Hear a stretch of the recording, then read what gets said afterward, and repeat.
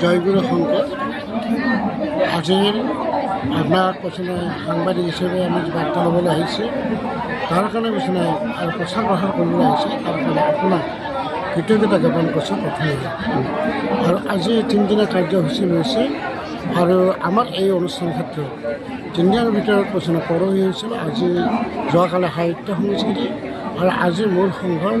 মানে ভাগৱত ভ্ৰমণ পতাকা উত্তোলন আৰু লগতে মুকলি সভাখন আজি এই সময়ত আজি আপোনাসকলে যিটো প্ৰচাৰ কৰিব আছে কৃতজ্ঞতা জনাইছোঁ শ্ৰীমন্ত শংকৰ সংঘৰ জনজাতি আন জাতিসকলক একাকাৰ কৰি গুৰুজনে একত্ৰিত কৰিছিলে 1938 চনত জন্মগ্ৰহণ কৰা শংকৰ সংঘটো আজি 95 চন বছৰ এতিয়ালৈ উপস্থিত হৈছে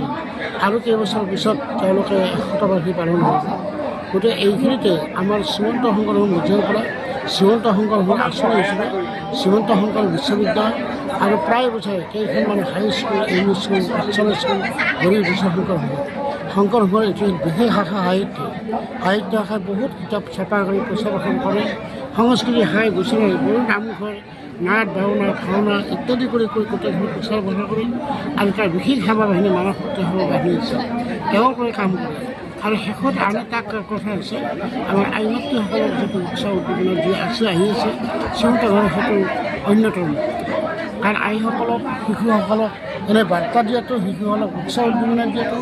আৰু ড্ৰাগছপট দখল কৰিবছিলে আজি লক্ষ লক্ষ ল'ৰাই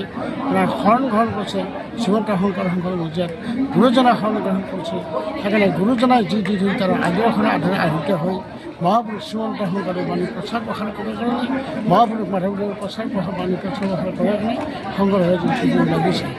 ইয়াতে বস্তু আজি লক্ষ লক্ষ ভকতৰ সমাগম এইটোৰ কাৰণে আমি এটা জাতিত মানে অসমৰ জাতি ধুবুৰীৰ পৰা শদিয়া এইখিনি বছৰ তেওঁলোকৰ মানৱ ৰূপ দিব পাৰিলে তেওঁলোকৰ সংস্কৃতি ৰূপ দিবলৈ আমি কৃতজ্ঞ হ'ম এইবেলি পৰিচালনা কৰাত অলপ ব্যতিক্ৰম দেখা পাইছোঁ এই বিষয়ে আপুনি কি কয় এইটো এটা ব্যতিক্ৰম হৈছে কাৰণ তেজপুৰ আগলৈ ঐতিহ্য নাই আপোনাৰ নগৰখনে তেজপুৰৰ বুৰঞ্জীমূলক নগৰ ইয়াতে হৈছে তেজপুৰত সেই সময়ৰ বানৰজা উষা এটা অনিৰুদ্ধ এটা চব আছিলে যি নহওক তথাপি বছৰ ঐতিহাসিক ৰাজ্যখনেই আজি বছৰ আনৰ পৰা কিছুমানে খেৰ গোটাইছে